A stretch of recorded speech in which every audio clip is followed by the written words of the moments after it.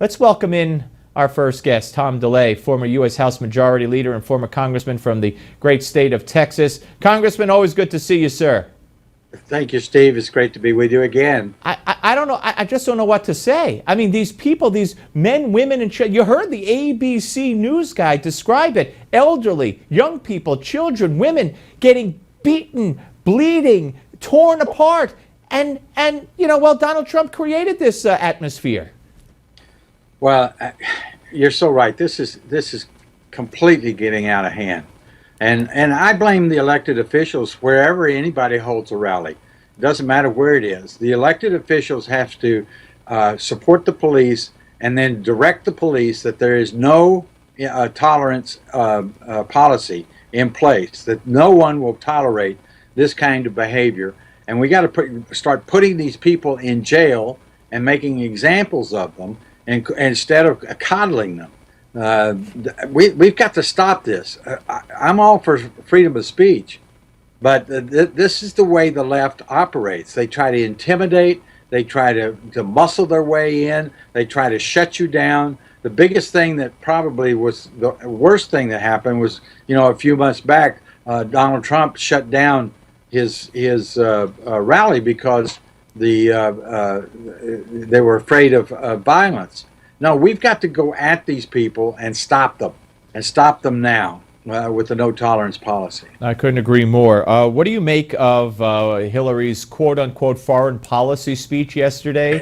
The New York Post had an editorial today which basically said everything Hillary said about Trump. By the way, she gave no foreign policy guidelines or plans, but every criticism she made of Trump with regard to not being trustworthy, not being trusted with national security, really is a reflection and a projection, if you will, of her. Well, it's an example of what we're going to get for the next over 100 days. It's going to be so disgusting. The back and forth is really getting out of control. And you know what all this does, Steve? This just suppresses people's vote. It just keeps people away from the polls. If this keeps on the way it's going, we could very well end up with the lowest voter turnout in the history of this country. It's just amazing to me. But she was playing to her audience, and she has to play to California right now. I don't excuse for what she said, but Hillary Clinton, the worst state Secretary of State in the history of this country, going after Donald Trump on his foreign policy. It's just it's like a Comedy Central show. Well, now you say it might lead to the lowest voter turnout, and that's why, because of the rhetoric, the war back and forth between Trump and Hillary. Yeah, this is just suppressing vote. I got to tell you, people are getting disgusted. I think from both sides. I know I am. I'm getting really tired of Trump's going after the governor of New Mexico. The things that he is saying. I mean, he attacked that judge today that's got his lawsuit, and then Hillary attacking. Now they're going to be attacking each other.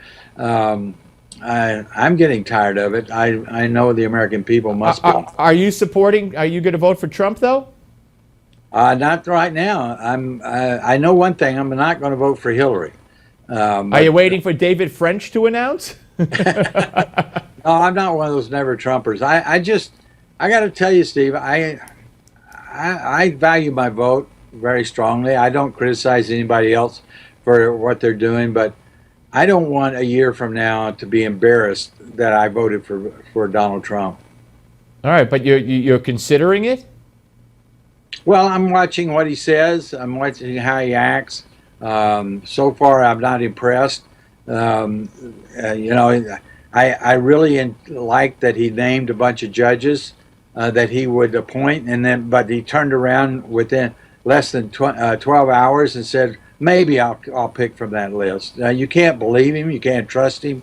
I want to see his values. I'm just going to wait. I don't have to decide right now. All right.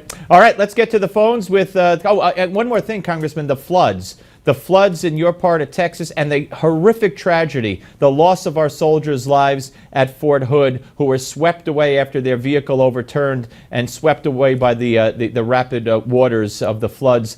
Just a terrible, terrible situation. Oh, it's really horrible. People probably understand that these are the worst floods we've had since 1913. The Brazos River right now has crested 10 feet higher than it's ever been. And this is all across the state. And people don't realize you can't get near this water. It's not the rising water, it's the swiftness by which it runs. They could knock over an army truck and drown soldiers.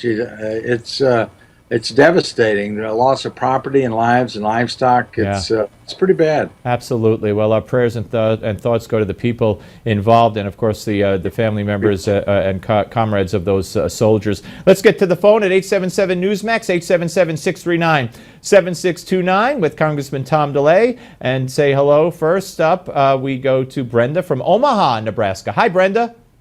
Hi. How are you? Good. Good. Hey, I've been listening to your conversations. And I want to start with, I was an independent. I've gone Republican.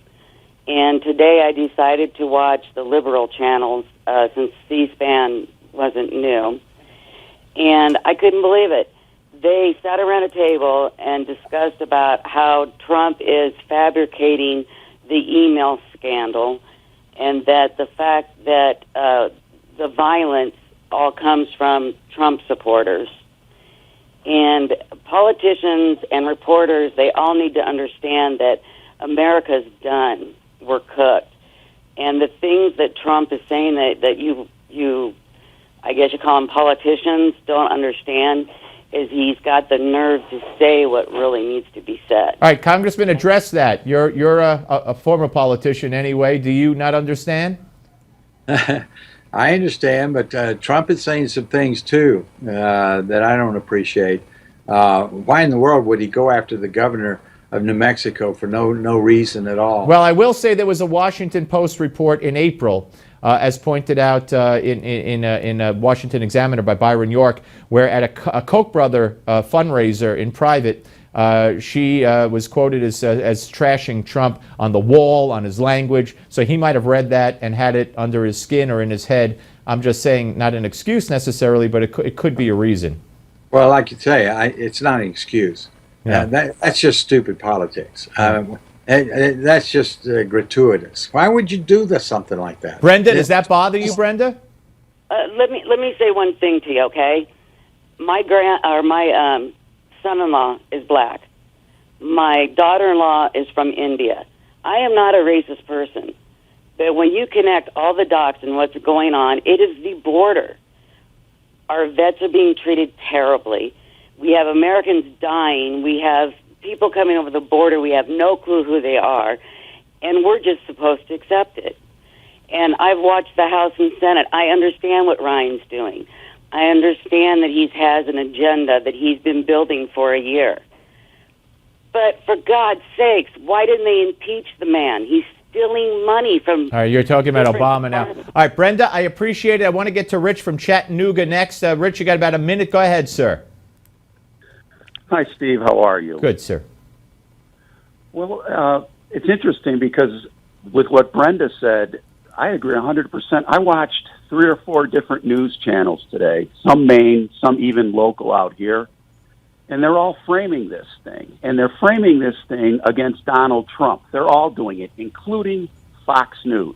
Well, I haven't watched Fox, Rich. I haven't watched Fox News all day, to be honest with you. I've watched CNN a lot, and I see some of what you're talking about, absolutely. And the congressman and I both agree, and I'm sure you do too, and Brenda and everybody with a brain, that this violence is left-wing violence. It has nothing to do with Donald Trump's words. It's just they're out to get him there. Rich, thank you. Congressman, have a great weekend, sir. Thank you very much. Thank you, Steve. Thanks for having me on. My pleasure. Kristen Tate joins us next. More of your calls and a lot more. Don't go away.